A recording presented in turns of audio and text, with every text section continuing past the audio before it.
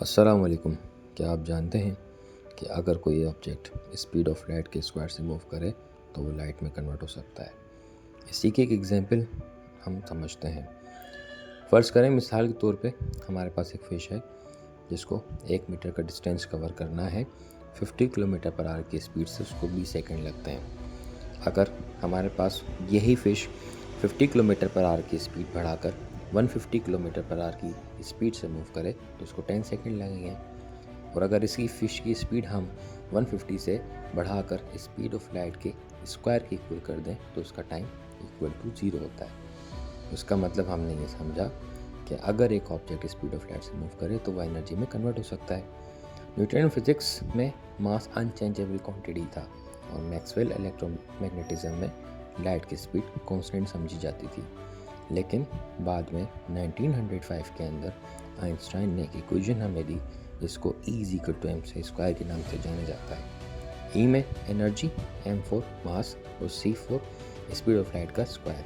اس کا مطلب یہ کہ اگر کوئی آبجیکٹ اسپیڈ آف لائٹ کے اسکوائر سے موو کرے تو ٹوٹلی انرجی میں کنورٹ ہو سکتا ہے، اور اس کا جو ٹائم ہے وہ ایکول ٹو 0 ہو سکتا ہے۔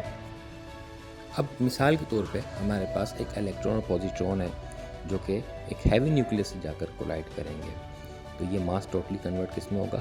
گاما ریز میں، جس کو ہم انرجی کہتے ہیں۔ اسی طرح سے ہمارے پاس ایک اور ایگزامپل نیوکلیئر فیوژن کی، جس میں ایک fast moving neutron heavy nucleus سے جا کے ہٹ ہوگا، اس میں سے نکلنے والی فیوژن پروڈکٹس انرجی ہوتی ہیں۔ اس شخصیت کے بارے میں کیا ہی کہنے ہیں جس کو اللہ تعالیٰ نے تمام عالمین کے لیے رحمت بنا کے بھیجا۔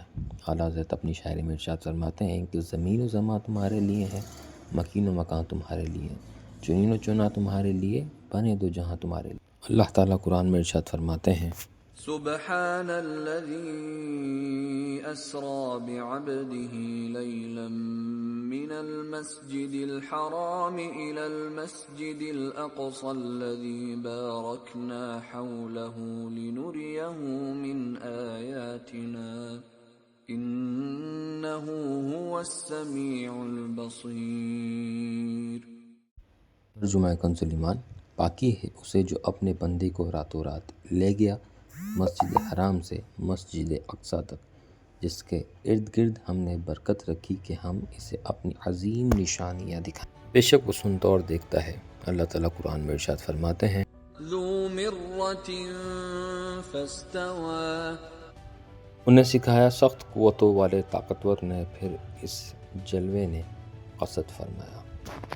تو ناظرین، 1400 سال پہلے اللہ تعالیٰ نے اپنے حبیب کو مسجد حرام سے لے کر مسجد اقصیٰ تک، اور مسجد اقصیٰ سے لے کے سدرۃ المنتہا تک لے کر گئے، اور اس وقت جتنے بھی چرند پرند ملکوت ملک میں کوئی بھی شے، سمندر ہو، ہوا ہو یا آسمان میں موجود چاند ستارے ہوں، سب اپنی جگہ ساکن ہو گئے۔ اور پھر جب آپ معراج سے اپنے حجرے کی طرف تشریف لائے تو بستر گرم تھا، کنڈی ہل رہی تھی، اور اللہ تعالیٰ قرآن میں ارشاد فرماتا ہے ان اللہ علی کل شیء قدیر، بے شک اللہ ہر چیز پر قادر ہے۔ یہ اللہ تعالیٰ کا ایک معجزہ ہے کہ 1400 سال پہلے حضور پاک صلی اللہ علیہ وآلہ وسلم اتنا طویل سفر طے کر کر زمین سے سدرۃ المنتہا پہ گئے، اور سدرۃ المنتہا سے زمین پر آئے، اور ٹائم ایکول ٹو 0 ہو گیا۔ اس کا مطلب یہ نہیں کہ ہمارے آقا کسی انرجی میں کنورٹ ہوئے، بلکہ اللہ نے تو خود انہیں اپنے نور سے پیدا فرمایا تھا۔